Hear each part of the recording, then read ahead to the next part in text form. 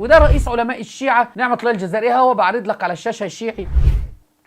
ماذا قال نعمة الله الجزائري؟ خلينا ناخد الصفحة الأخرى. شوف بقى، وهذا النص قرأته لك، ملقب برئيس علماء الشيعة. قال صفحة 28 في الجزء الأول: فقال عليه السلام: والله قد كنت مع إبراهيم في النار وأنا الذي جعلتها بردا وسلام. اللي جعل النار برد وسلام على إبراهيم عليه السلام هو علي بن أبي طالب. فين عقلك يا شيعي؟ وكنت مع نوح في السفينة فأنجيته من الغرق، وكنت مع موسى فعلمته التوراة، وأنطقت عيسى في المهد وعلمته الإنجيل، وكنت مع يوسف في الجب فأنجيته من كيد إخوته، وكنت مع سليمان على البساط وسخرت له الريح. يعني هؤلاء شوية الرمم حمير المشرشر وأمثالهم لما بيأتوا بمثل هذه الزندقة، هذا موجود أيضا صحيح، موجود في كتب الشيعة هذا الكفر. يعني أنت بتشوف هذه الكفريات وهذه الضلالات فهي موجودة فعلا في كتب الإمامية الاثني عشرية. حسبنا الله ونعم الوكيل. ماذا بقي لله إن كان علي بن أبي طالب له كل الصفات؟ ماذا بقي لله يا عبيد علي بن أبي طالب؟